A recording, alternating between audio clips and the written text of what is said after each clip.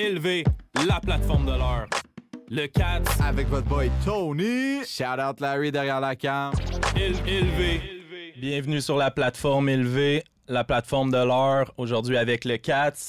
Tony, shout out Larry à la cam. Yes sir, toujours là. Puis aujourd'hui, on a un guest avec nous, Julien, entrepreneur, artiste.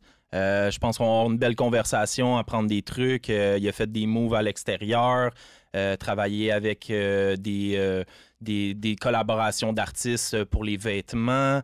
Fait qu'on va faire le tour un petit peu de tout ça, le textile en particulier, qui est un brand qui a une compagnie de vêtements.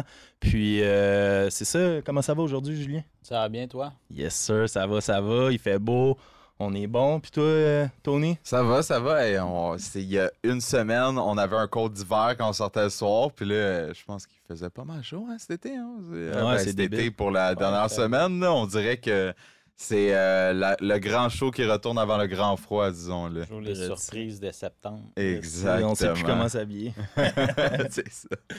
Puis toi, dans le fond, Rive-Sud, Saint-Bruno, c'est de là que tu viens, hein? Otterburn Park, plus précisément. OK.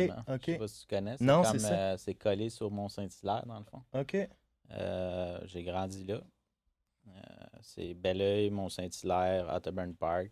OK, parfait. Puis c'est là, dans le fond, là, que on va en parler plus tard dans l'émission, mais t'as un local pour ta vente de vêtements dans un centre d'achat, si je me trompe pas. Qui est le centre d'achat?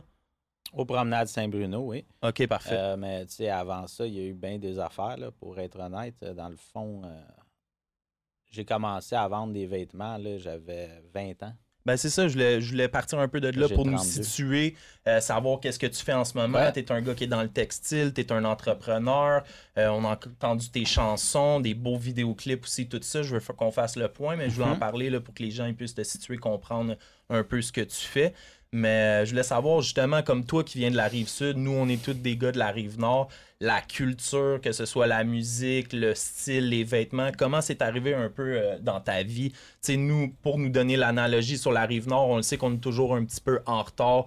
On a la culture un petit peu après que les Montréalais même qui sont sur l'île. Comment ça se passait sur la Rive-Sud, qui est une vision un peu que nous autres, on voit pas. Est-ce que c'est la même chose que la Rive-Nord? Je pense que c'est pire que la OK. Rive-Nord, récemment. OK. Tu sais, sur la Rive-Sud, ben on a quand même eu Sans Pression qui venait y habiter, il me semble, à Saint-Bruno. Exact. On a Skate. toujours eu beaucoup, nous, la culture plus skateboard qui reliait avec le hip-hop, snowboard, skateboard. Je pense à cause des Empire, entre autres, qui amenait cette culture-là sur la Rive-Sud, mais ça a toujours été un de mes problèmes à moi qui voulais faire de la musique. Sur la Rive-Sud, c'est qu'il n'y avait pas vraiment l'entourage pour pouvoir m'appuyer là-dedans parce que c'était comme quelqu'un qui veut faire de la musique ou un créateur là, à Otterburn Park, c'est comme juger un peu qu'est-ce que c'est ça, tu sais. Ben ouais, c'est comme pas- un weirdo. Chris, qu'est-ce que tu fais là? il n'y a rien à faire avec ça au Québec. feras Puis pas d'argent. exactement. Faut pas enlever qu'il y a les gars de Saint-Hyacinthe comme Rhymes, Farfadet. Dans le fond, moi, quand j'ai recommencé à faire de la musique, parce que ce qu'il faut savoir, c'est que je faisais de la musique quand j'avais genre 9-10 ans. Là. J'avais un groupe de musique avec la fille à Sylvain Cossette. On faisait des intéressant. spectacles privés, publics, concours. Je faisais de l'argent. On faisait de l'argent avec ça. Et puis, je pense vers peut-être 13-14 ans, là, tranquillement, on a chacun pris nos chemins. L'adolescence arrivait, les valeurs puis la vision changeait. Fait que après ça, j'ai recommencé à faire de la musique. J'avais 18 ans. Avec Striger, j'ai enregistré mon premier mixtape à Saint-Bruno, justement. Striger était avec Carl Wolf. Et Carl Wolf, il était quand même populaire à ce moment-là. On a enregistré le mixtape. Et par la suite, par l'entremise, j'ai rencontré Casper. J'ai fait un featuring avec Casper aussi. C'était comme dans ces dernières années là, qui était un peu plus populaire. Mais il y avait Farfadet, c'est ça. Fait que là, moi, j'ai rencontré Farfadet j'avais 18 ans. Lui était à Belleuil à ce moment-là. Et puis, après ça, il y a eu son petit studio à Saint-Hyacinthe. Moi, j'ai commencé ma première ligne de vêtements qui était vêtements confortables. Et puis, je vendais des vêtements en avant du studio, puis il y avait le studio en arrière avec eux. Puis quand tu nous parles, là, Belleuil, Saint-Hyacinthe, Otterburn Park, pour nous, admettons de la Rive-Nord, c'est des noms que j'ai entendus, mais pour me situer, c'est tout un peu des villes, une à côté de l'autre, là, dans le même secteur. Ouais, Saint-Hyacinthe, mettons, c'est plus dans les champs, fait que c'est à peu près une vingtaine de minutes de Otterburn Park, Mont-Saint-Hilaire. Ouais. OK, Plus en intéressant. allant vers Québec, Drummondville. Je sais pas si tu connais. Ouais, puis j'imagine qu'en grandissant, tu sais, même nous autres ici, je me rappelle, tout jusqu'à aujourd'hui, mais dans les débuts, comme tu parles, je pense que Rhymes, Farfadet, il y avait un bon run, Ouais. là, ils démarraient leur truc. Il y avait un autre gars avec eux, je me trompe pas, Oli. Il y avait Oli, il y avait Saint-Sou, il y avait ça. Confus, il y avait Card, c'est tous des gens que je connais. Qu'est-ce que je voulais dire aussi? Il faut savoir, moi, j'écoutais beaucoup d'artistes de Montréal aussi. Je me promenais avec mon speaker, là, on écoutait Wynock, MFG, Connaisseur, Bloc B. Fait que, tu sais, j'étais beaucoup attiré par le hip-hop aussi qui se faisait à Montréal. On a même Snagashi, avec qui on a rencontré plus tard en personne. On a fait des affaires. J'ai toujours suivi un peu ce qui se faisait aussi à Montréal. Mais pour revenir à ce que je disais à Otterburn Park, c'était comme impossible de faire de la musique. J'ai sorti 2 mixtapes. J'ai vendu comme des milliers de mixtapes à peu près là, dans les rues main en main. Puis, c'est à l'âge de 20 ans, j'ai commencé un peu à vouloir prendre un autre trajet dans ma vie. J'ai pris des décisions par rapport à bien des choses qui se sont produites. Puis, tu sais, l'entrepreneuriat, on parlait pas beaucoup de ça il y a plusieurs années. Donc, moi, je me suis toujours cherché à savoir ce que je voulais faire. Puis, je me souviens être en train de tondre le gazon chez Bonneville. Je sais pas si tu connais, Maison Bonneville. Puis, il y avait une Rolls-Royce. Je compte tout le temps cette histoire-là. Puis je me suis dit, câlisse, c'est certainement pas en coupant des gazons que m'avoir une Rolls-Royce, tu sais. Puis c'est là que j'ai compris qu'il fallait que je me parte en affaires si je voulais vivre vraiment la vie que je souhaitais, tu sais. Je roule toujours pas en Rolls-Royce, là, aujourd'hui, mais... Quand tu fermes les yeux, c'est ce que tu vois. Ouais, ben c'est sûr, j'aimerais ça en avoir une un Non, jour. mais c'est important, qu'est-ce que tu dis, honnêtement, excuse-moi de te couper, mais c'est d'avoir la vision, puis je voulais en venir là aussi un petit peu en tant qu'entrepreneur. Ça prend souvent un moment, je pense, déclic, que t'enclenches l'engrenage, puis tu te dis, garde-moi, c'est ça, puis je vais travailler fort pour me rendre là, parce qu'on se le cachera pas, les gens, ils pensent que tout le monde veut être entrepreneur, tout le monde veut être employeur et non employé. Puis ils pensent qu'en devenant employeur, ils vont moins travailler, la vie est cool, tout ça. Mais c'est ça que je veux le souligner parce qu'élever la plateforme, on essaie toujours de pousser un peu la positivité, puis le mindset, puis tout ça. Puis ça, c'est important de le mentionner. C'est pas ça. Être employé, tu travailles 40 heures. En tant qu'employeur, tu vas peut-être te retrouver à en travailler 60, 70, puis 80 pour avoir ton nom sur la ligne, puis de pousser ton mouvement, ton idéologie, ton brand, peu importe c'est quoi que tu fais, c'est 2 fois plus de travail, 2 fois plus d'acharnement, mais si tu le tiens vraiment à cœur, c'est important plus que tout pour toi dans ta vie.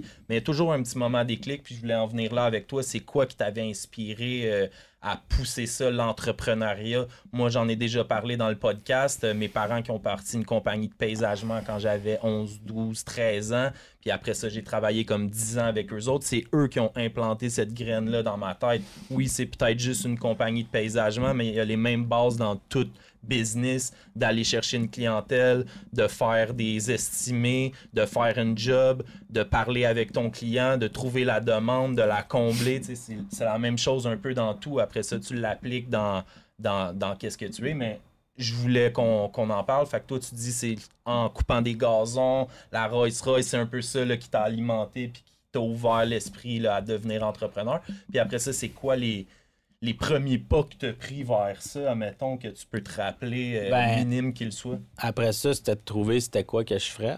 Puis c'est là que l'idée de partir dans le vêtement m'est venue. J'ai toujours été attiré par ce domaine-là. À cette époque-là, je me disais, en plus, je pourrais m'habiller avec ma marque. Puis je connaissais aussi du monde un peu populaire. Fait que je me disais, je pourrais l'en mettre sur eux autres, puis ça ferait connaître. Puis dans ce temps-là, c'était en 2010-2011.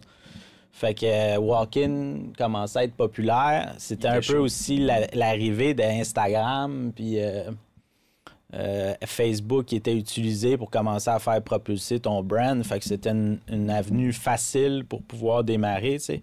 Fait que j'avais vu la possibilité de le faire, puis ça prenait pas tant d'argent pour démarrer. Je me souviens encore, là, je pense que la première commande que j'ai passée, c'était comme 330 $. Fait que j'ai fait une ou deux boîtes de crewneck, là, 3 couleurs, 4 couleurs, puis on a commencé comme ça, puis le monde, il venait à la maison là, chercher leur crewneck. Fait que tu faisais ta pub comment, si je peux te poser la question, genre comme on va dire, là, quand ça a commencé, là, ça c'était vraiment le début, là, quand t'as passé ta première commande, genre, c'était quoi, comment t'as market ça, genre, comment c'était ça a Facebook puis Instagram, tu sais, j'étais quand même dans mon coin, je veux pas dire connu, là, mais tu sais, je connaissais, beaucoup de gens me connaissent dans mon coin, puis j'ai utilisé ça, cette notoriété-là, puis c'est comme ça que ça a commencé. Puis au même moment, drôlement, des amis ont commencé à faire la même affaire, fait que là, on était comme en compétition. Fait que ça créait quelque chose... 100%, fallait se démarquer. Comme tu as dit, c'est comme une compétition. Fait que là, c'est le meilleur coureur qui va l'emporter un petit peu. Fait que c'est vrai que, justement, je pense aussi, en étant artiste, tu as pu le voir aussi dans le milieu artistique, c'est ça qui est nice un peu en tant qu'artiste, c'est que tu as toujours de la compétition autour de toi. Puis on dirait que ça te conditionne à donner la meilleure version de toi-même dans qu'est-ce que tu fais, que ce soit une business que tu te lances ou un art que tu pratiques en tant que tel. Je trouve ça vraiment nice. Là. Justement, le vêtement, je trouve que ça va de pair un peu aussi avec la culture, avec le mouvement, avec la musique. Fait que, c'est pour ça que je trouve ça nice, man. Il y a une connexion là-dedans. Puis le fait que t'as eu cette chance-là d'avoir, si on pourrait dire, ben il y a deux côtés tout le temps de médaille. Hein. Du monde qui dit j'ai de la compétition, c'est pas bon pour moi. Toi, t'as pris ça puis t'as mis ça comme carburant, comme fuel. Let's go race fuel, mon gars, on s'en va en mode best coureur. Non, puis je suis pas quelqu'un... Je regarde pas vraiment la compétition. Je me consacre sur ce que je peux faire moi, à mon meilleur, puis les résultats viennent. Toi, c'était déjà inné en toi. T'as pas eu besoin de compétition pour savoir que je pense I do my best in all I do, basically. Non, je pense juste que tu peux perdre beaucoup d'énergie à regarder la compétition, puis genre à te comparer, puis... c'est vrai, 100%. Ça peut juste te rendre un peu négatif. Je vais pas te cacher que oui, je regarde un peu, mais... Si je m'attarde à ça, pour moi, c'est de la mauvaise énergie que je mets là. Je suis bien mieux de me concentrer sur ce que je peux faire pour que le brand croître, puis 100%.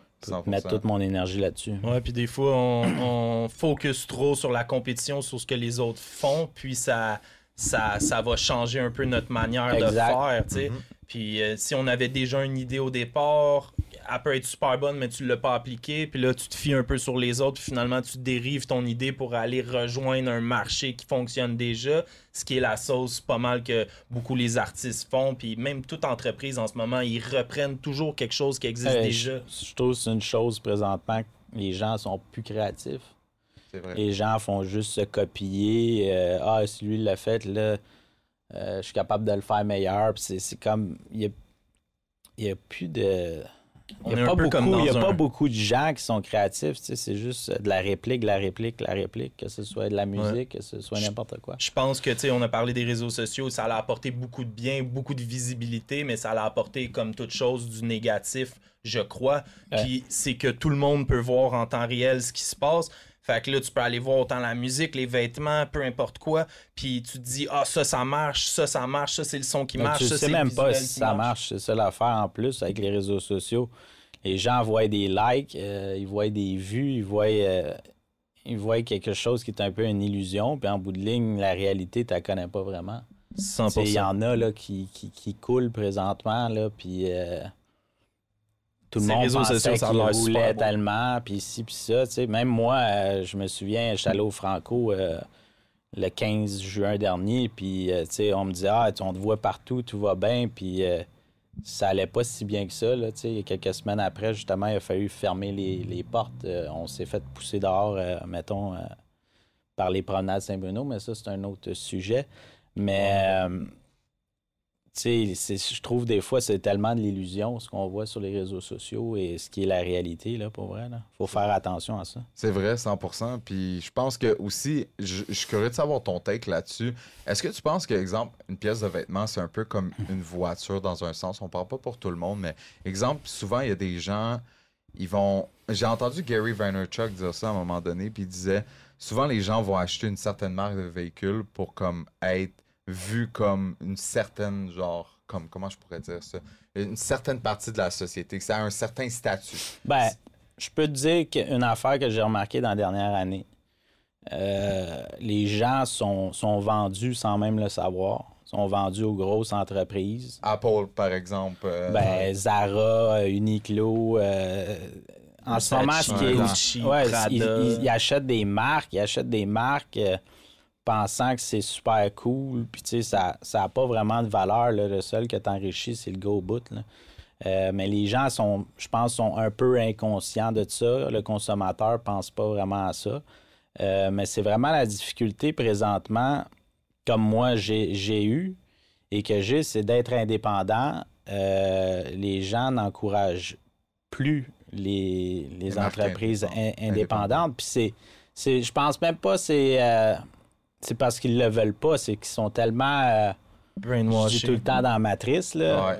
Ils sont dans la matrice, ils se font envoyer plein de commerciales, ça pop sur leur téléphone. Fait que ils voient les gens qui ont réussi encore là, qui est un peu une illusion sur les réseaux sociaux, que ce soit des artistes ou des influenceurs, puis ils portent les grosses marques, la Patek, la Rolex, la Rolls-Royce. Fait que c'est des brands, c'est du branding. Ouais. Puis ils sont brainwashés par ça. Ils s'imaginent que la réussite qu'ils voient devant leurs yeux sur les réseaux sociaux, si c'est ça qu'ils utilisent, c'est ça qu'ils portent, ben c'est ça que ça leur prend aussi pour atteindre la réussite. Mais c'est pas vrai, c'est comme un couteau un peu dans le pied que tu essaies d'avoir ces gros produits-là qui coûtent excessivement cher en pensant que ça va te créer un cloud puis que les gens vont embarquer dans ton truc, que ce soit artistiquement. Mais si ton produit il est pas bon à la base, ton image, oui, ça peut aider, mais juste à quel prix, tu sais? Puis oui, c'est une illusion, c'est une fausse illusion. Ils s'imaginent qu'ils ont besoin de ça. Le brand en tant que tel a probablement réussi d'avoir un branding si important, si pesant que les gens, ils savent même pas pourquoi, mais ils ont besoin de ce produit-là puis ils vont se le procurer. Si tu prends les grosses marques, là, que tu parles de Versace, Gucci, là, c'est pas compliqué. Là. Ils ont tous mis leur marketing à ce niveau-là. Là. Ils ont engagé les Pharrell de ce monde, les Kanye West, Virgil Abloh, puis tout ça. Ils mettent leur argent là parce qu'ils savent que c'est des bons consommateurs. Ils savent qu'ils vont tout faire pour acheter ça. Fait qu'ils ont mis leur argent là. Puis c'est ce que je dis depuis plusieurs mois. Dans le fond, le streetwear est en train de mourir parce que les grosses marques dans le luxe sont rendues dans le streetwear. Parce qu'ils ont engagé ces gars-là. Ils ont engagé ces gars-là pour développer des lignes de streetwear. Donc, le luxe est rendu du streetwear. Et Zara, H&M et tous ces brands-là copient ces marques-là. Donc, eux autres aussi sont rendus dans le streetwear.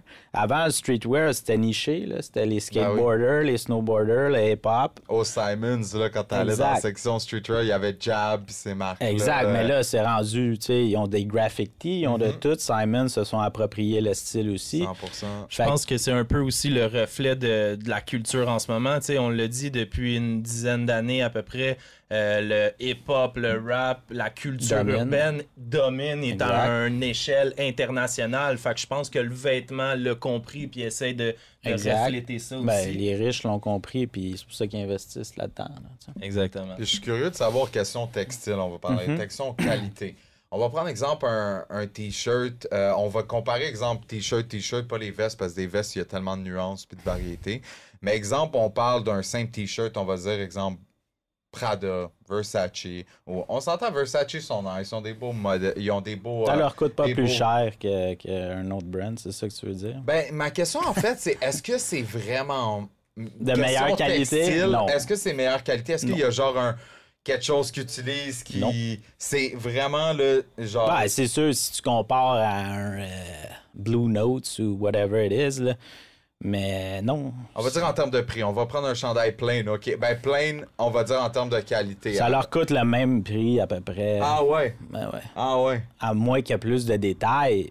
Si tu fais le même shirt pour, je sais pas, moi, Zara, ça revient pas mal au même, sincèrement. Ils utilisent les mêmes manufactures, là. Ils ont pas... Fait que ça se peut que, exemple, Louis V vend ou Louis V, whatever, Versace vend un t-shirt puis que ce soit manufacturé par une autre. Ben, tu sais, comme Rolls-Royce, c'est BMW, personne ne le sait. 100%. Tu sais, c'est... Subway, c'est McDonald's. C'est ça. Puis moi, c'est vers là que je m'en vais, là. On en discutera un peu plus tard, là. Mais en ce moment, ce qu'on est en train de regarder, c'est de faire des acquisitions pas mal plus de brands et de chaînes de magasins et de manufactures que de pousser juste textile. Textile risque d'être plus un semblant de Winners. Donc, on va vendre des liquidations des fins de saison de ces brands-là. On est déjà en train de négocier avec une cinquantaine de magasins là, présentement pour liquider leur stock. Donc, on va vraiment commencer à viser le marché qui marche au Québec. J'ai essayé pendant un an à faire quelque chose de plus cool pour me rendre compte que c'est pas la voie... c'est pas la voie recherchée présentement ici, surtout avec l'économie de ce monde, là. C'est les gens recherchent des affaires pas chères. Fait que on va offrir un magasin, dans le fond, qui va avoir de tout à tout prix. Puis tu vas avoir de 5$ à 100$, puis tu vas avoir homme, femme, madame, tu vas avoir de tout. Puis, tu sais, on a parlé d'entrepreneuriat, d'où ça a commencé pour toi. Ouais. Tu me dis là, beaucoup le textile, le vêtement. Tu es là-dedans depuis plusieurs années. Ouais. Y a-tu quelqu'un qui t'a influencé pour le textile ou t'as-tu du monde que tu look up tout dans le design ou dans tout l'univers du textile? Parce que c'est un peu, des fois, inconnu pour la plupart des gens. Moi, je suis un petit peu là-dedans, fait que ça pique ma curiosité, mais il y a beaucoup de gens qui connaissent pas ça. Toi, c'est qui? Y aurait-tu quelqu'un qui t'aurait influencé jusqu'à la date d'aujourd'hui, que tu regardes, qu'est-ce qu'il fait, puis ça te donne un petit peu le gaz dans le feu pour t'alimenter? Quand j'ai démarré, tu sais, je faisais du rap aussi. J'aimais beaucoup Uncut de Booba. Fait que, tu sais, je m'inspirais beaucoup de cette marque-là. Pour revenir au Empire aussi, Phil Grisé est quelqu'un qui a quand même eu un bon succès, qui a fait les choses, qui est parti de rien, qui a créé un hype, qui a dominé dans son industrie. Comme je disais, Walk-In partait aussi à ce moment-là, fait que c'était une inspiration. Mais tu sais, je pense que c'était juste qui je suis, tu sais, qu'est-ce que je regardais depuis que j'étais jeune. Tu sais, moi, j'ai tout le temps aimé les magazines, puis ces affaires-là, puis les documentaires, justement, la musique et tout. Puis, comme je disais tantôt, tu sais, je suis pas un gars de construction, là, moi. Même dans les derniers mois, tu sais, des fois, tu penses, bon, est-ce que je me reconvertis dans quelque chose? Je fais-tu autre chose? Tu sais, puis je me vois pas vraiment faire autre chose. C'est quand même quelque chose que je comprends bien, que je connais bien. Fait que je me suis juste pas vu faire autre chose, je pense. Des fois, c'est juste une restructuration, puis des fois, c'est le timing hein, aussi, malheureusement, même en business, des fois, on a la meilleure idée, on a le meilleur produit, on a le meilleur marketing, mais le timing n'est peut-être pas nécessairement le bon. On parle de l'ère dans laquelle on est aujourd'hui. Depuis une couple d'années, après pandémie, on parle de récession. La musique, c'est une chose, streaming, tout ça, tu as juste quelques clics, tu peux aller l'écouter, ça coûte rien. Mais dans le textile, le vêtement, il faut vraiment que tu t'achètes le produit. Fait qu'il y a une nuance, il y a une différence là.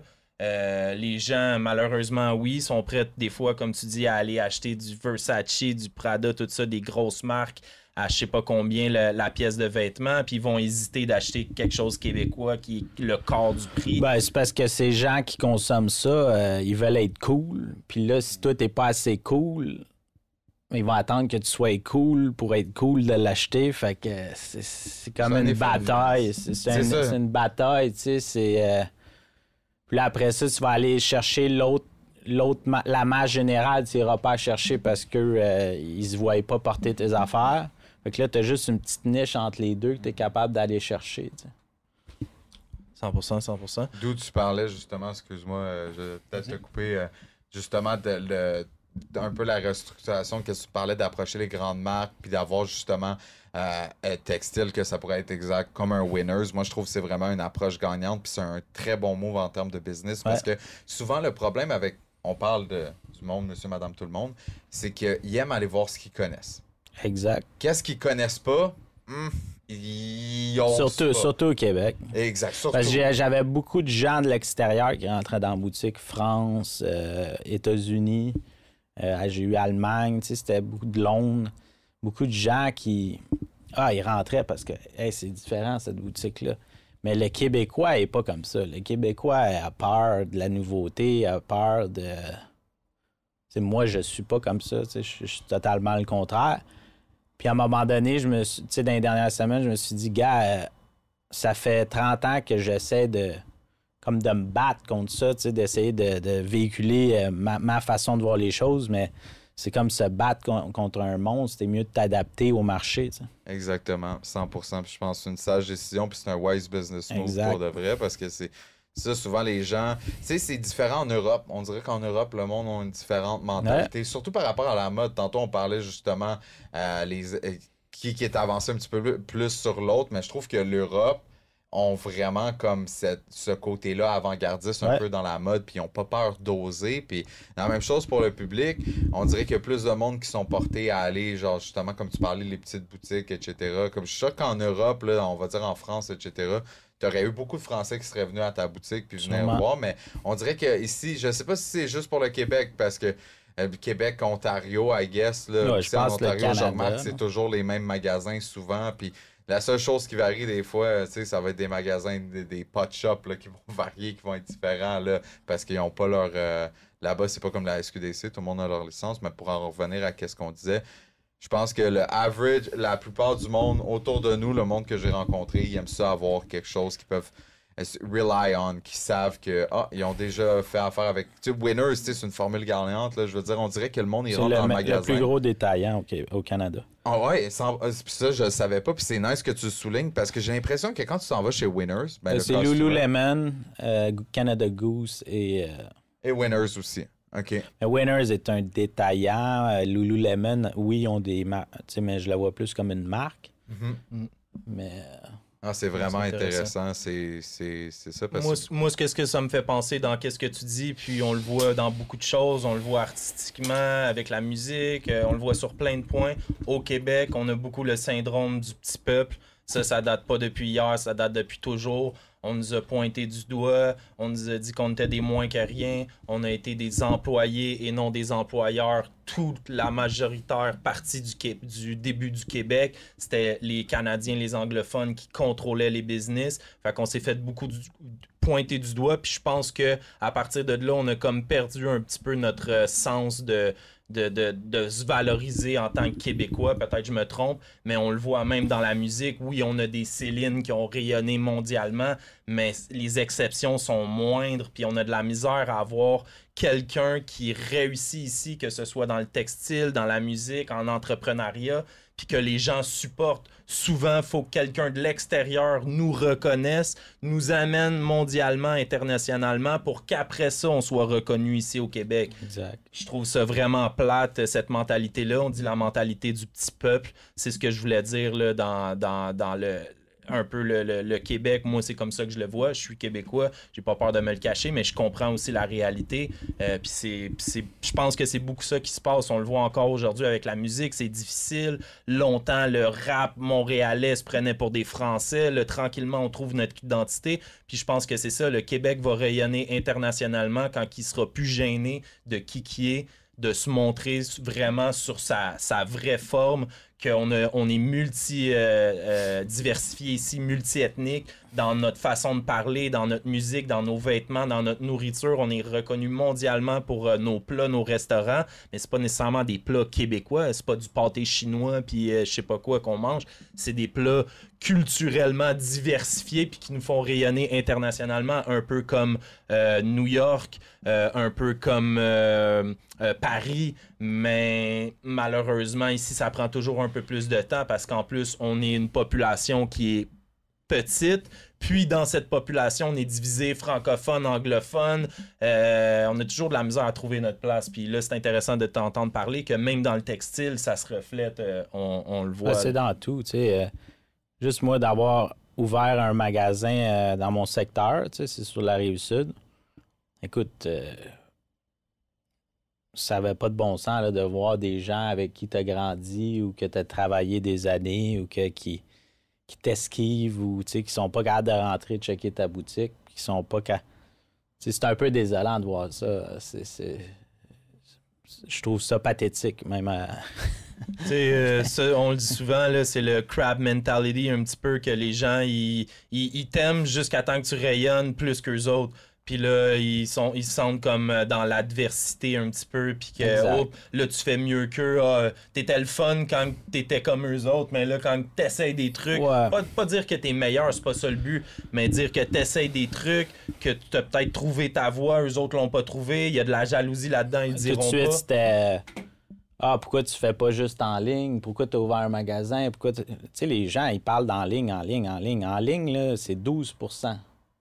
Dans le vêtement, là, au commerce de détail au Québec, là, il y a 12 % qui est acheté en ligne. Parce que même en 2024? Même en 2024. J'ai checké encore la semaine dernière. Mondialement, c'est genre 17 %.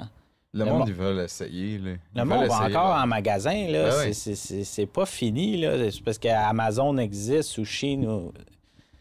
Les gens, surtout dans le vêtement, je lis, c'est 12 %. C'est en 2024, c'est sorti. Fait qu'il y a 88 % des gens. Puis je l'entends depuis des semaines et des semaines. Là. C'est vide. Tu sais, là, il y a eu le Royal Mount qui est fait. Là, tout le monde, c'est fini. Ça sert à quoi, si, ça? C'est pas fini, là. Puis je veux dire, tu sais, le Royal Mount, de vous, la réalité. Les gens magasinent différemment. À Saint-Bruno, vous êtes quand même un petit peu à l'extérieur, comme nous sur la Rive-Nord, il y a le Carrefour Laval. Ça fait un petit bout que j'ai pas été. Mais je veux dire, ça doit être un petit peu la même réalité. Après ça, on est de plus en plus ici à Montréal, on est de plus en plus au Québec.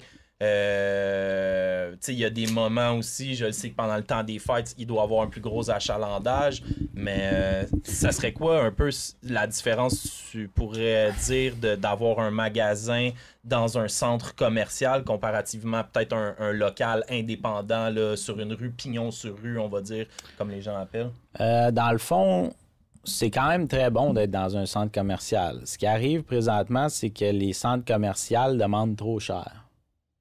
Donc, ils ne s'adaptent pas à leur clientèle. Au marché. Oui. Et puis, tu sais, il faut savoir que c'est une publicité aussi, tu sais. Quelqu'un qui voit ton logo à chaque jour, à chaque semaine qui vient, whatever it is, ça leur rentre dans la tête. Après ça, ils te voient sur Instagram, sur Facebook. Moi, j'ai toujours dit, tu sais, ça vient avec une forme de publicité. Puis tu peux me dire, ouais, mais fais en ligne. Mais tu sais, après un an, pourquoi que mes ventes en ligne n'ont pas plus été propulsées? Oui, j'avais beaucoup de visites, mais j'avais pas beaucoup de conversions. Parce que les gens préféraient se déplacer en magasin. Encore aujourd'hui, ça fait 2 mois exactement qu'il est fermé. Et puis, à chaque jour, on m'appelle ou il y a des emails pour savoir un tel produit. As-tu encore ce produit-là? T'as-tu... Fait que, tu sais, le monde, ils veulent encore aller en magasin. C'est pas fini. Fait que la différence, c'est ça. Ça crée une visibilité. La problématique, c'est que tu te bats contre la compétition. Une fois que la personne a dépensé son 150, 200 $, s'il ne te connaît pas, après ça, il voit ton chose, il rentre, il va revenir. Tu sais, ça veut pas dire que tu l'as perdu, mais son budget il est déjà dépensé. L'autre affaire que j'ai remarqué beaucoup, c'est que les gens...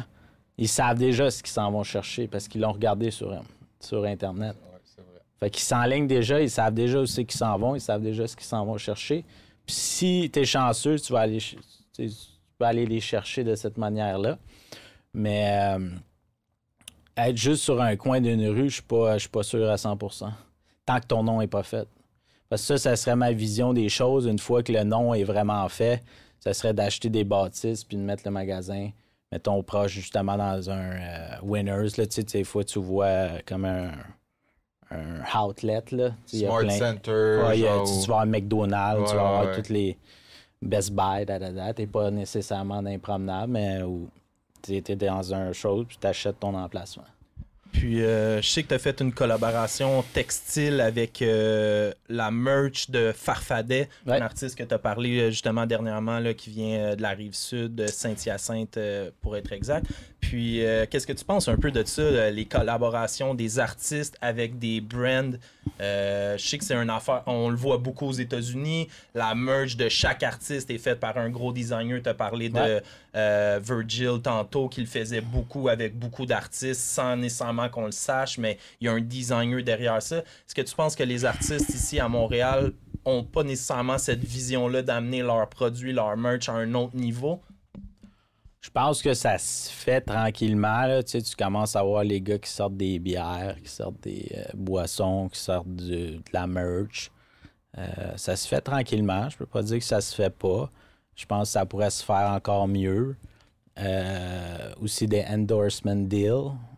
Je sais pas c'est quoi, là. Tu peux-tu développer c'est que justement faire... je sais pas, un gros deal avec une grosse corporation, tu sais... pas Soulja, Loud l'a fait avec Uber Eats. Là. Je sais pas si tu te souviens, a fait une annonce. Tu sais, des affaires comme ça, c'est ce qui est vraiment... c'est ce qui fait que les artistes font beaucoup d'argent côté américain. C'est les endorsement deals, puis c'est les partnership deals. Ici, c'est dur, mais en même temps, c'est dur parce que aussi, les artistes n'ont pas tant de reach. Fait que, tu sais, c'est pas toujours profitable aussi pour le brand de s'associer avec eux autres parce que ils vont pas chercher assez pour être profitables. C'est une game de chiffres. Hein, il y a bien des artistes au Québec qui sont signés puis qui ont de l'argent gouvernemental puis que ça vend pas pantoute leur affaire. Là. Puis je sais même pas pourquoi ils ont de l'argent encore, là, mais ça, c'est un autre game. Là. Mais c'est ça, c'est le reach que tu vas chercher. Il y en a pas beaucoup là, d'artistes qui vont aller chercher beaucoup de gens. Tu as Soulja qui a un bon reach avec ses fans parce que ses fans, c'est des passionnés de Soulja. La moitié les suit. Moi, j'ai été dans leur show avec eux. Je vois comment ça se passe. Tu vois, même tête à chaque fois. Puis j'ai un énorme respect pour justement Soulja, Farfadet, Dion, tous ces gars-là. Même là, je l'ai vu avec eux à Brossard. Ils sont capables de. Ils ont créé quelque chose après comme 15 ans de travail, puis ils ont une bonne équipe qui fait qu'ils sont capables d'aller reach tout le temps salle complète. Ils s'en vont en France là, dans les prochaines semaines. Donc, mais il n'y en a pas beaucoup. Il y en a bien gros que tu vas voir faire des millions de vues, là. Puis donne-leur un produit à vendre, puis ça sera pas des millions de ventes, là. Non, c'est sûr.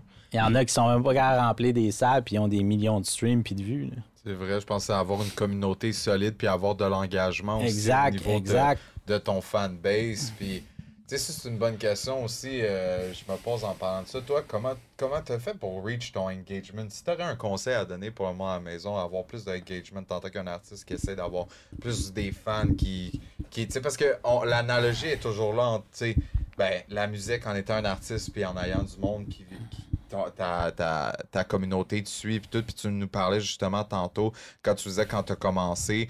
Pour moi, le fait que tu as été capable de vendre ton linge et tout sur ta première batch puis que le monde venait, ça c'est de l'engagement en tant qu'à moi, tu sais, le monde sont engagés envers toi et c'est quoi un truc que tu pourrais donner pour les gens, avoir un peu plus d'engagement? Moi, ma solution, moi j'ai jamais eu un buzz.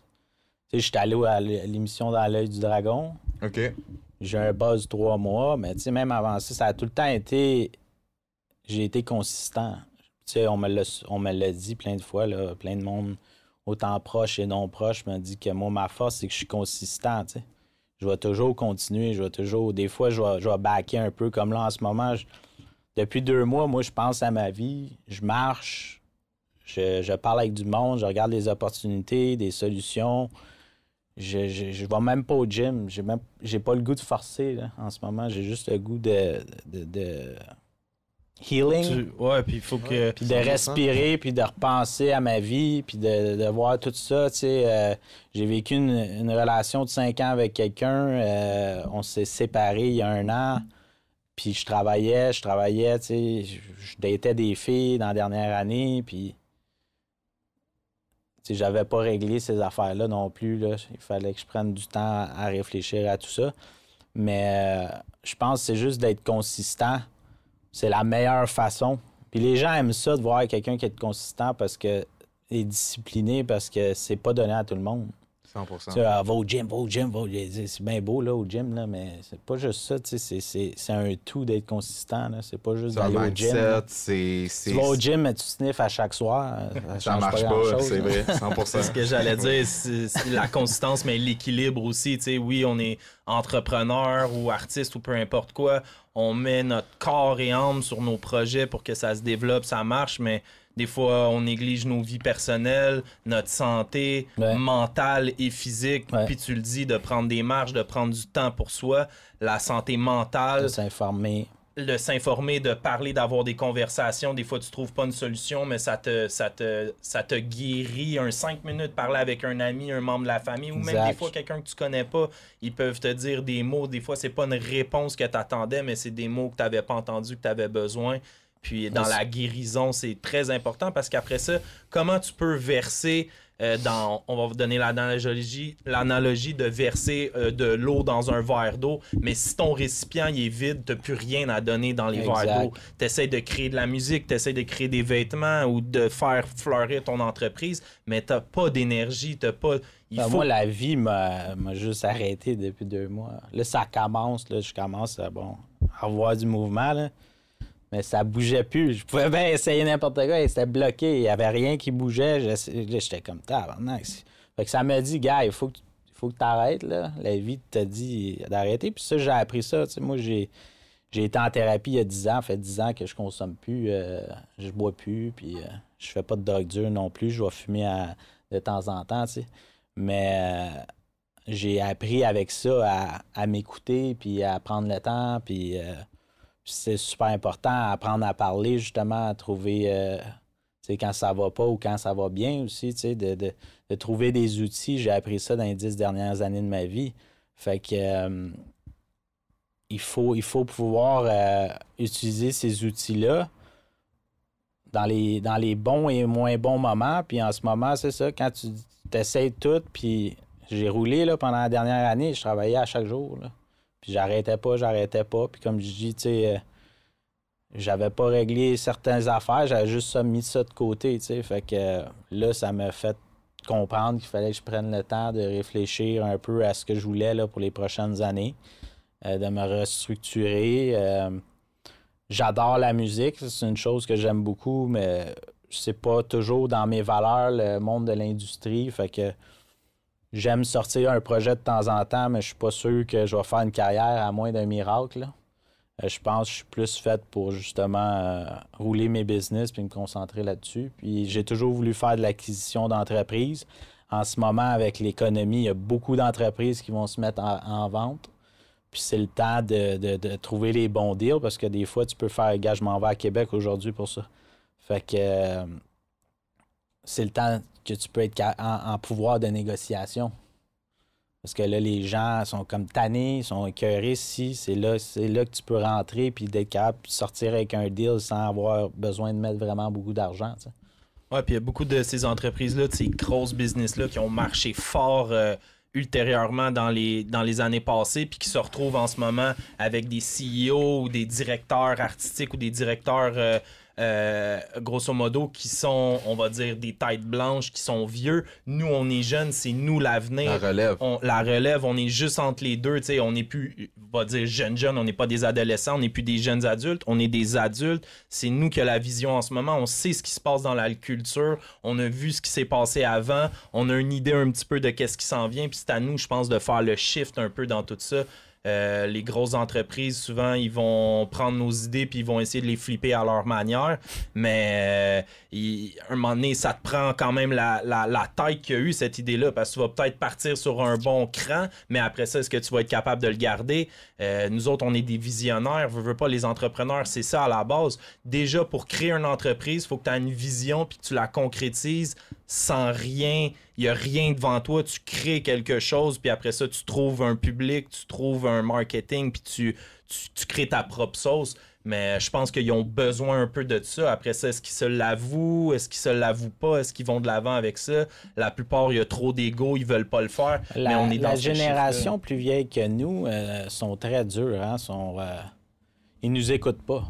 C'est ça que je trouve... Faut à leur tête. Je trouve que on est dans un gros clash générationnel entre nous et mettons, le monde de 60 ans et plus.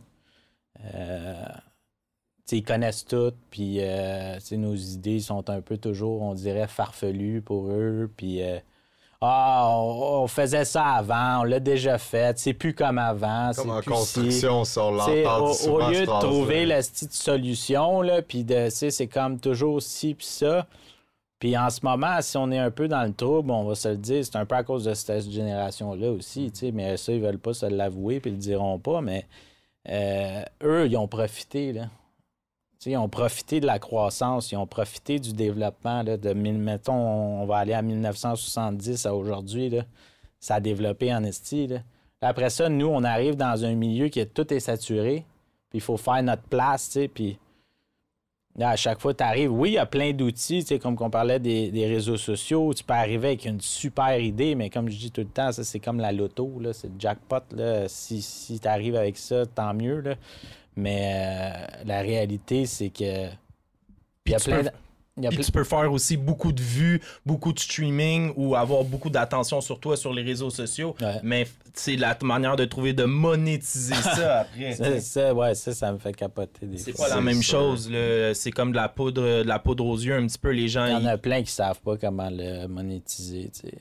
Exact. C'est ça la grosse question. C'est ça la grosse équation aussi. Je pense que c'est vrai. Puis je suis curieux de savoir aussi, la question m'a frôlé l'esprit un peu. Tu sais, là, on arrive dans une ère, justement, là, on est rendu avec le AI puis tout. Est-ce que tu penses que tu pourrais, d'une façon ou d'une autre, le AI va pouvoir incorporer l'industrie de tout ce qui est textile sans altérer l'inspiration puis la créativité derrière ça? Je pense qu'au niveau AI, dans le domaine, ça va plus être dans la transformation, fabrication, là. Plus au niveau industriel des opérations pour que ça aille plus vite, mettons, pour produire des vêtements ou des affaires de même. Mais le AI dans le vêtement, c'est sûr que ça va avoir sa place, mais je pense pas que ça va éliminer grand-chose. Peut-être éventuellement avoir des boutiques un peu plus intelligentes. Tu n'auras peut-être plus besoin de personnel ou moins de personnel. Il va y avoir des affaires comme ça, mais à part de ça, du vêtement, il faut encore que le monde mette leur main à la pâte. 100%. Il y a toujours besoin d'un esprit créatif derrière l'industrie en tant que telle, parce que, je veux dire, c'est comme un AI DJ, c'est bizarre, tu sais, t'es comme, me semble, il n'y a pas de processus créatif, il peut aller chercher des transitions, etc., mais c'est pas la même chose. Non, mais tu sais, peut-être dans les usines de fabrication, il va y avoir des robots, de la robotisation, ça se peut très bien. 100%. Mais dans la création même, c'est là que le chemin du AI s'arrête, c'est qu'il peut juste prendre quelque chose qui existe déjà, puis le multiplier plus rapidement, mieux que n'importe quel humain, mais dans la création de quelque chose, que ce soit une chanson, que ce soit un vêtement, il ne peut pas créer quelque chose qui n'existe pas comme nous. Nous, on est capable de taper dans un nuage de création, d'inspiration, puis de créer quelque chose, tandis que lui, il va taper dans une banque de données qui existe déjà, puis il va le multiplier plus rapidement. Fait que, oui, l'humain va encore besoin de couturière, je pense. Ouais, exactement. Ouais, moi, sinon, j'aimerais ça savoir un petit peu. Je sais que dans les dernières années, tu as fait des voyages aux États-Unis, en Californie, à LA, si je me trompe pas, faire un peu d'apprentissage, de la musique ou avec le vêtement. Parle-nous un petit peu là, de cette étape-là de ta vie, puis qu'est-ce que tu as peut-être pu apprendre là-bas et ramener ici, les différences aussi là, sur la culture aux États-Unis, parce qu'on est comme le petit cousin, on a toutes les dérivés, mais tu sais, on est franco-américain, on va dire. Mais qu'est-ce qui se passe en Amérique sur la culture qui la différence que tu verrais entre ici et là-bas? Les gens sont beaucoup plus entrepreneurs, sont beaucoup plus ouverts d'esprit. C'est ce que je remarque là-bas. La température. Moi, j'en parle encore cette semaine. Je m'ennuie de ça. C'est ça, là-bas, tu sais, faire de la business, ça peut se faire dans un ascenseur, le monde sont très réactifs, c'est très rapide. Au niveau de la musique, il y a beaucoup plus d'argent qu'ici, là, on s'entend, là-bas, c'est de l'argent privé, là, c'est pas de l'argent gouvernemental. Mais après ça, j'ai vu aussi des choses illusoires là-bas aussi, là. J'ai vu du monde avec des 2 millions de vues qui font comme sont bien populaires sur Instagram, mais qu'ils dorment sur un matelas là, chez leur ami. Moi, dans le fond, pourquoi je suis reparti dans le vêtement, c'est parce que j'ai rencontré quelqu'un là-bas qui, lui, vend des jouets. Il vend des jouets pour enfants dans toutes les Walmart, Target, whatever, là, partout dans le monde. Puis, il vivait vraiment la vie que j'ai toujours voulu vivre. Puis, c'était pas un rapper, puis il y a un jet privé, puis il y a 12 chars dans le parking, puis il y a la maison sur les hills, puis il vit vraiment la vie, puis c'est un gars bien smooth, bien humble. Fait que, oui, j'étais allé là pour checker la musique, mais aussi les opportunités d'affaires. Puis, je me suis dit, je devrais repartir dans le vêtement, puis vraiment me concentrer là-dessus, parce que il y a de l'argent à faire partout sur la planète avec ça. Je sais que les États-Unis, c'est un marché énorme. C'est ce qui m'expliquait beaucoup. J'aimerais beaucoup pouvoir percer aux États-Unis parce que je crois vraiment que quand tu es rentré là-dedans, les opportunités sont là. Mais j'ai beaucoup apprécié. Tu sais, je parle encore avec du monde de là à chaque semaine. Je m'ennuie de là, mais je veux retourner là avec les reins solides parce que c'est sûr que ça prend de l'argent. Et si tu veux bien manger là, aux États-Unis, ça te prend de l'argent. Puis il faut que tu arrives avec un concept. Je sais qu'est-ce que ça prend. Je me suis assis avec les banquiers, avec les avocats, avec d'autres hommes d'affaires pour savoir le plus d'informations possible pour pouvoir m'intégrer là. Puis dès que je vais pouvoir le faire, je vais le faire. Fait que c'est quelque chose que tu devrais retourner là-bas. Là, au moins 6 mois par année, ouais, facile. Puis j'imagine, c'est ça, dans le textile, comparativement à la musique, les barrières sont moins grandes parce qu'il n'y a pas de barrière de langage, premièrement. C'est du vêtement, c'est universel. Ouais, la musique, même aux États-Unis, je le dis souvent, tu sais, je l'en ai parlé dernièrement avec d'autres, tu sais, un Soulja qui a des millions de vues, des centaines de millions de vues. Il serait capable de faire sa place aux États-Unis malgré ça. S'il commencerait à faire des featuring et tout, je suis convaincu qu'il serait capable d'aller chercher un certain marché là. Comme un Booba, admettons, qu'on a vu percer là-bas, ou IAM. Le monde sont très ouverts. Là. Tu sais, j'ai été avec les gars de Wu-Tang, Rough Riders, Scott Storch. Sont très ouverts. Là. Ils aiment ça. Tant que la musique est bonne, c'est ça l'important là, pour eux autres. Là. Moi, ça me fait souvent penser à la réalité que même ici à Montréal, jeune en grandissant, j'avais plein d'amis qui écoutaient du reggaeton. Puis personne n'a aucune idée qu'est-ce qui se dit dans la chanson, mais l'énergie est là, le vibe est là, puis les gens, ils catchent. Ils reçoivent. Après ça, oui, peut-être c'est une musique un petit peu plus de vibe dansant. Fait que les gens peuvent s'accrocher à cette énergie-là, ce mouvement-là. Ici, ben, le rap, on se le cachera pas, c'est... Oui, il y a une énergie de plus en plus, là, c'est plus... la musique qu'on entend, c'est plus un vibe que des punchlines, du lyrique, comme quand j'étais jeune. Ouais. Là, les groupes qui émergeaient, c'était vraiment axé sur les mots. À cette heure, c'est plus un petit peu ton flow, exactement, qui va créer l'énergie de la chanson. Exact. Si ton flow est bon, ils comprennent pas tout ce que, mettons, les Burna Boy ou les... exactement, ouais. Bad Bunny et tout. Le Afro-Trap, tout ça là, qu'on entend beaucoup. Moi, je suis bien Vybz Kartel, là, Vybz Kartel to the top. Il est ressorti de prison, là, puis là, ils viennent de sortir là, un track avant-hier. Là. Ouais, j'ai vu ça passer avec une vidéo. Pour moi, j'ai toujours eu un... Tu sais, comme j'étais un fan de Nipsey, j'aime les gars qui sont indépendants, qui rentrent pas dans la grosse machine, mais que la grosse machine les regarde puis ils respectent, puis qui utilisent leurs ressources autour d'eux pour faire quelque chose avec. Ça a tout le temps été ma vision pour moi aussi. Tu sais, j'ai essayé de frapper aux grosses portes à plusieurs reprises, puis je me suis tout le temps fait tasser. Fait que je me suis toujours dit, ben c'est parce que j'ai à faire mon chemin à ma façon, tu sais.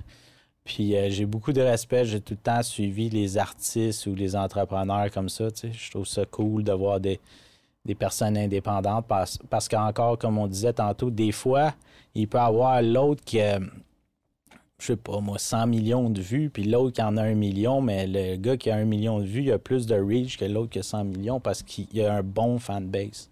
Ouais, il l'entretient de la bonne manière. Comme tu as dit, d'être indépendant aussi. Hein, moi aussi, c'est un peu ma vision, là, ma manière de faire les choses. Un peu comme toi, j'ai cogné à des portes, je me suis fait dire non, non, non, non, non. Fait que quand personne t'ouvre la porte, ben, tu crées ton cadrage. Moi, j'ai cette mentalité-là aussi. J'ai grandi comme ça. C'est ce qu'on m'a montré. Puis je respecte aussi beaucoup les gens qui créent leur propre porte, leur propre plateforme. Puis on est dans ce era-là en ce moment qu'on peut se le permettre. Ça n'a pas toujours été réalisable quand les studios coûtaient 500 000, quand que les caméras coûtaient 200 000. Là, on est dans un air qu'avec une coupe de centaines ou de 1000 $, tu es capable de mettre des choses à jour puis de réaliser un podcast comme on le fait aujourd'hui ou un album ou une compagnie de textile.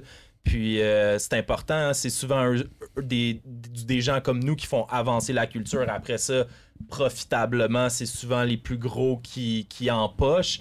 Mais les gens qui font avancer la culture, qui font découvrir des nouveaux trucs, une nouvelle énergie, c'est souvent des indépendants, autant dans la musique, dans le textile, dans les entreprises, des nouvelles idées. C'est souvent des gens un petit peu rebelles, marginales, qui vont créer une nouvelle porte de sortie. C'est intéressant de le mentionner. Puis je pense que tu fais partie de ces gens-là. Félicitations pour tout ce que tu fais. Moi, je regarde ça de l'extérieur puis je trouve ça inspirant. À Montréal aussi, t'sais, on voit beaucoup d'artistes, on voit beaucoup de gens de la scène dans l'événement, tout ça. Mais dans le textile, j'en vois qui s'essayent. Mais comme tu as dit, c'est la constance. Hein? Puis on le remarque, les gens qui vont s'essayer, continuer, répéter. Ben, c'est parce que c'est pas si facile. Même si tu as les réseaux sociaux, même si tu sors un brand, ça veut pas dire que le monde va l'acheter tant que ça. Comme je dis tantôt, des fois, ils vont rester pris avec, puis ils arrêtent là, puis ils vendent une batch, puis ils pensent pas en faire une deuxième. Puis, exact. Des fois, c'est difficile, on a des idées en tête, on est super excité, on les met en pratique, ça marche plus ou moins comme on veut, puis on se dit « ça marchera pas ». Des fois, c'est un timing, mais des fois aussi, il faut juste répéter jusqu'à temps que les gens... Tu sais, tu as une idée dans ta tête, toi, tu te vois là, mais les gens, est-ce qu'ils te voient encore là? Il faut que tu les amènes. Ça vient du marketing, du branding que tu vas mettre accroché à ton produit, qui est super important, sinon quasiment plus que le produit. C'est le valoriser. Je pense que le marketing est même plus important que le produit aujourd'hui. 100%. À moins que tu aies vraiment un produit que les gens aient besoin, là, puis que genre tu arrives avec un produit qui n'existait pas, là, mais aujourd'hui, c'est très dur. Là. Ouais, puis il y en a tellement eu qu'on est rendu, comme un peu tu le disais, saturé. Il n'y en aura jamais trop, mais saturé, c'est qu'on n'est jamais loin du trop. Fait que là, c'est quoi les nouvelles idées? T'sais? C'est pour ça que je pense qu'on voit beaucoup dans le dernier 10 ans. On refait les mêmes films avec d'autres acteurs. On fait des remixes de chansons. On refait des événements thématiques qu'on a déjà vus. C'est du pré-cuit, là, c'est du micro-ondes un peu, qu'est-ce qu'on nous sert là, à manger, puis à écouter, puis à voir, puis à porter. Les modes aussi, je pense, on le dit aux 20, 25, 30 ans, ils reviennent. On le voit beaucoup dans les modes, là, les couleurs, les textiles, les manières que le vintage. Exactement, ça revient.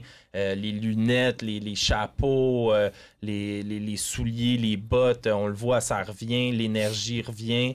Puis ça, c'est dans la culture, la musique aussi, là, on le voit, les samples, là, on en voyait moins, c'était beaucoup le Atlanta qui rayonnait avec le trap, là, tranquillement, on transitionne vers quelque chose d'autre. Le rap est tellement mélangé à cette heure avec tous les styles confondus, que ce soit reggae, reggaeton, du R&B, tu sais, tout. On est dans un clash un petit peu de tout, là. Je pense qu'on peut mélanger, puis dans le vêtement, ça apparaît beaucoup. Puis, tantôt, on parlait de collaboration, ta collaboration avec Farfadet, Craze, si je me trompe pas, ouais. Qui est sorti. Parfait. Puis, je voudrais savoir si c'est quelque chose qui t'intéresserait à pousser, des collaborations avec des artistes, amener ça à un autre niveau, en faire plus. Oui, c'est quelque chose qui m'intéresse. Cool. Puis, je pense que c'est toujours bon d'en faire. Ça amène aussi une visibilité pour la marque.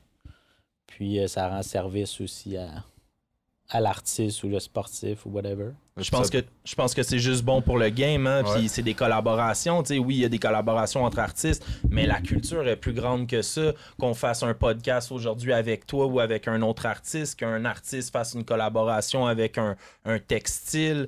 Tu sais, il y a plein de sauces qu'on peut mélanger un peu comme ça. Puis on parlait de la mentalité du petit peuple tantôt au Québec. Je pense qu'il faut embrancher ça, que les artistes, les entrepreneurs s'ouvrent les yeux puis créent des choses plus grandes que nature un petit peu, d'arrêter d'essayer de reproduire qu'est-ce qu'ils ont déjà vu puis de produire quelque chose qui n'a jamais été vu puis d'amener ça à un autre niveau. C'est comme ça qu'on va monter la marche puis se retrouver sur un podium international, je crois.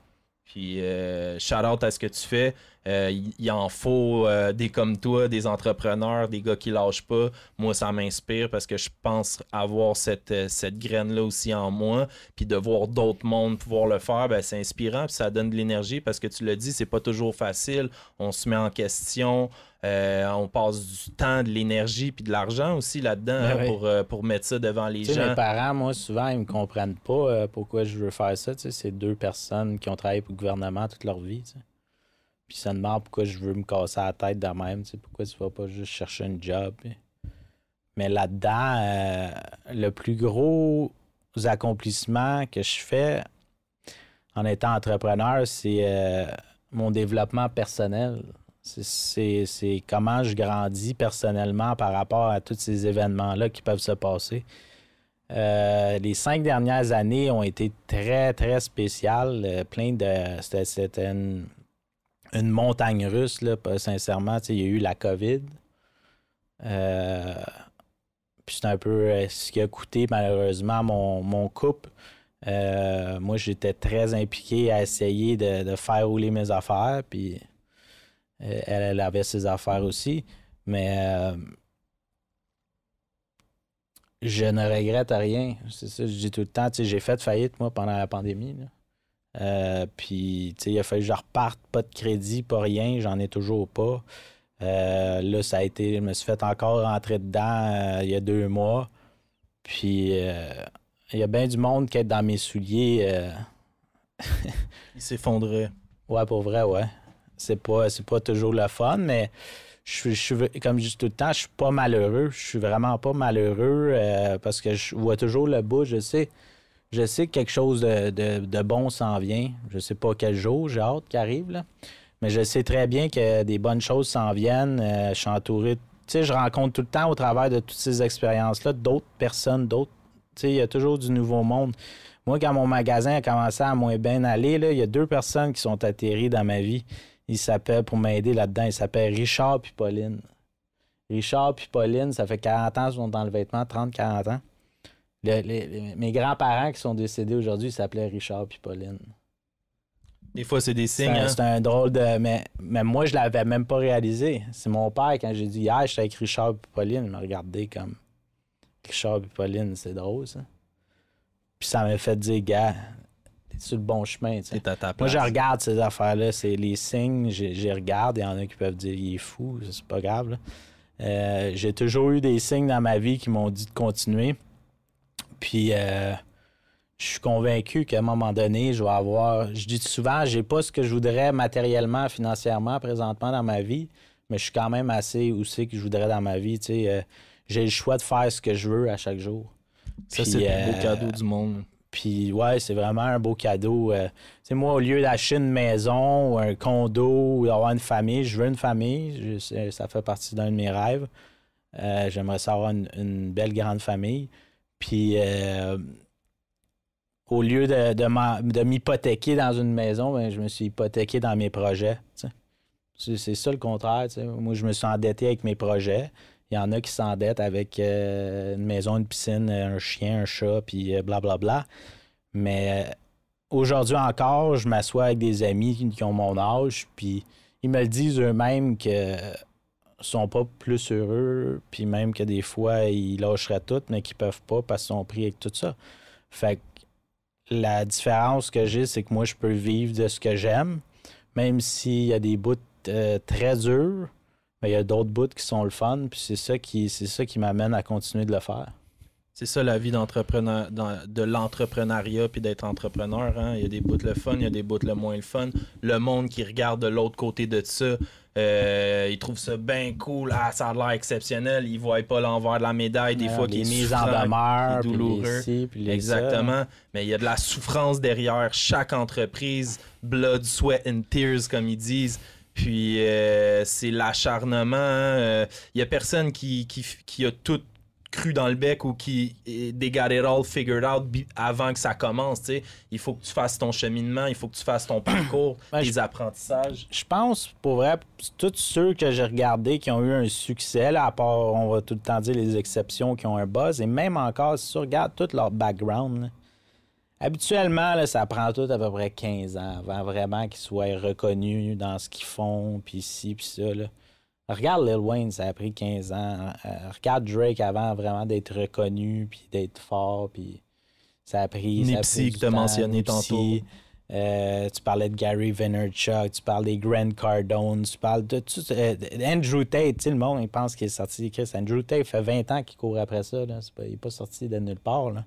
Il a fait plein d'affaires avant, là, des télé-réalités, puis des affaires de même. Tu sais, ils ont tout un parcours que...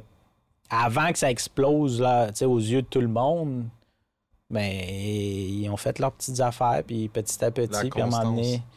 Oui, il y a des exceptions, là, mettons, Elisabeth Rioux, ou des affaires de même, là, qui ont popé, puis sont arrivés au bon moment, mais c'est vraiment minime. Là.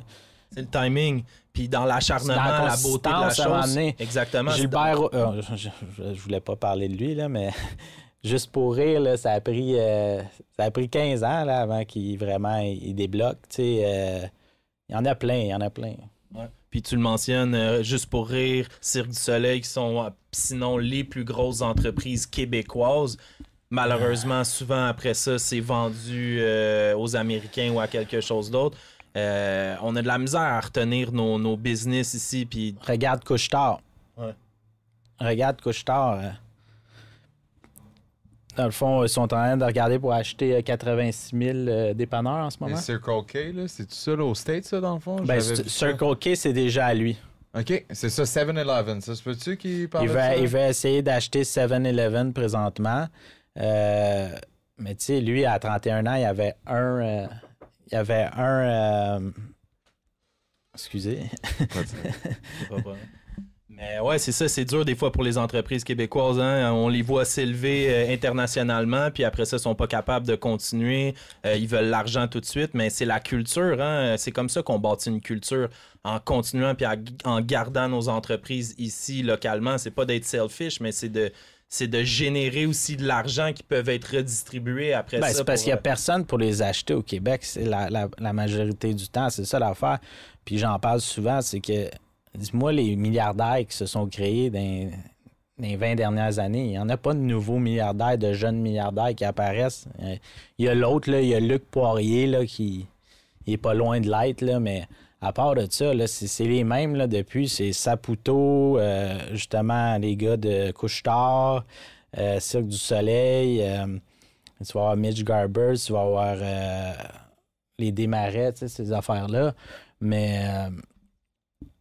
Il faut se rappeler que le gars de Alain Bouchard, il est parti avec un dépanneur à 31 ans, là, puis tout le monde riait de lui avec son dépanneur, là, puis aujourd'hui, ben, c'est lui le plus riche au Québec, puis il n'y a pas grand monde qui le sait. Il a cru en sa vision. Mais il n'y a pas d'acheteurs, il n'y a pas du monde qui ont l'argent pour les acheter, des fois aussi, les entreprises.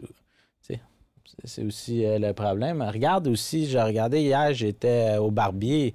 Regarde tous les barbers qui se poussent. Là. C'est tous des Portoricains, des Mexicains. C'est pas des Québécois. Là. Regarde les dépanneurs, c'est tous des Chinois.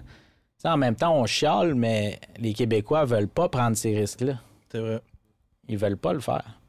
Encore là, la mentalité du petit peuple, malheureusement. On le voit 100 fois puis au long de l'histoire. Puis je sais que tantôt, tu parlais des Dragons, une émission à laquelle tu as participé. Qu'est-ce que tu as retenu un peu de ça? Puis c'est quoi le mind state derrière ça? T'as-tu retenu des bonnes leçons qui t'ont permis d'avancer à partir de là? Ben, l'émission en soi, c'est une bonne émission qui te permet de te faire voir là, en tant qu'entrepreneur, qui te donne un buzz de 3 à 6 mois après. La majorité des deals comme moi qui disent que c'est un deal, il n'y a pas de deal. Ils font pas de deal. Les gars, ils mettent pas d'argent ou ils s'arrangent pour pas en mettre, puis toutes ces affaires-là. Fait que ça, c'est un peu décevant. Moi, quand je suis allé là, c'était surtout pour voir l'envers de la médaille, c'était de voir le vrai côté des affaires, puis ça, j'ai pu me le permettre parce qu'en même temps, j'ai fréquenté quelqu'un qui était chez Juste pour rire, donc ça m'a permis d'avoir les yeux plus proches. Mais c'était voir les affaires, l'autre monde des affaires. Tu sais, moi, j'arrivais d'Otterburn Park, je connaissais des petits entrepreneurs locaux, puis tout. Puis moi, j'ai toujours voulu viser l'international, puis avoir des grandes entreprises. Fait que là, j'ai pu tomber dans une grosse boîte, puis commencer à voir, puis comprendre les affaires. Puis c'est là que tu comprends que c'est vraiment les contacts, les ressources, puis il y a aussi de la chance derrière ça qui t'amène à pouvoir arriver où c'est que tu veux aller. Tout est connecté. Tu sais, c'est du monde, comme je disais, qui ont parti la machine depuis 50 ans, 40 ans, 30 ans, puis qui font juste l'entretenir parmi leurs contacts et tout. Puis c'est très dur de rentrer dans la boîte quand tu viens pas d'une famille de riches, quand tu n'as pas toutes les ressources autour de toi. Tu es un outsider, tu arrives, le monde t'écoute, mais c'est comme t'es qui, t'es quoi, tu fais. Il y a beaucoup de barrières entre toi et ces personnes-là. Tu sais. Yes, sir, yes, sir. Merci pour cette belle conversation-là. Je pense qu'on a appris beaucoup aujourd'hui sur l'entrepreneuriat, sur le textile. Tu nous as ouvert les yeux. C'est un monde des fois fermé que, oui, on l'achète le produit, mais on voit pas nécessairement qu'est-ce qui se passe derrière puis d'entendre les... Ouais, j'apprends encore. Exactement. Puis moi, j'apprends puis je découvre encore des nouvelles avenues, des nouvelles personnes. Je suis en train d'être proche de des gens qui sont proches de justement toutes les grosses, là, les Tigres géants, les Winners, les Pentagon, les Parasuco, toutes les grosses, les .0, les grosses machines là, qui roulent depuis. Puis là, tu commences à comprendre tout comment ça fonctionne. C'est ça qui est le fun. Ben ouais. Des fois, c'est ça. Il faut que tu regardes un peu autour de toi ce qui s'est fait puis ce qui se fait à l'international pour comprendre. Oui, c'est pas de s'adapter comment ils le font, mais de comprendre l'univers dans lequel tu veux interagir puis fleurir. Tu peux pas jouer au hockey si tu regardes pas c'est quoi les grandes ligues, qu'est-ce qu'ils font si tu veux aspirer à être un joueur dans une ligue. Là. Moi, je suis un peu comme ça tout le temps. En plus, dans ce qu'on fait, il n'y a pas de cours pour la plupart. On apprend sur le tas en le faisant, en se plantant, exact. En remettant le genou, en se relevant, en répétant, en retombant, en le refaisant. 99 fois, la 100e fois, c'est la bonne. Faut juste pas lâcher, c'est la consistance, c'est ça la clé. Après ça, le timing va arriver à 50e fois, à 60e fois, mais si tu lâches pas, ben, à un moment donné, tu vas le rencontrer. Puis de persister aussi, ça prouve un peu souvent aux gens que tu es à la bonne place. Puis je pense que tout le monde se cherche sur la Terre, la planète, qu'est-ce qu'ils veulent faire dans leur vie, qui ils sont. Puis quand tu as trouvé ta place, puis tu es prêt à tout risquer pour t'y rendre, je pense que ça prouve beaucoup de force mentale. Les gens, ça, ils l'oublient. Puis c'est inspirant pour les autres. Hein. Il y en a qui vont passer toute une vie à se dire peut-être, je devrais, j'aurais dû. Mais prendre les rênes de sa vie, puis de prendre les risques, mettre ses couilles sur la table, puis de les amener à un autre niveau, c'est inspirant pour tout le monde. La plupart le diront pas par orgueil, mais merci pour ce que tu fais, puis d'être un entrepreneur québécois. J'ai hâte de voir ton parcours dans les prochaines années, puis je pense qu'il y a plein de belles choses qui s'en viennent.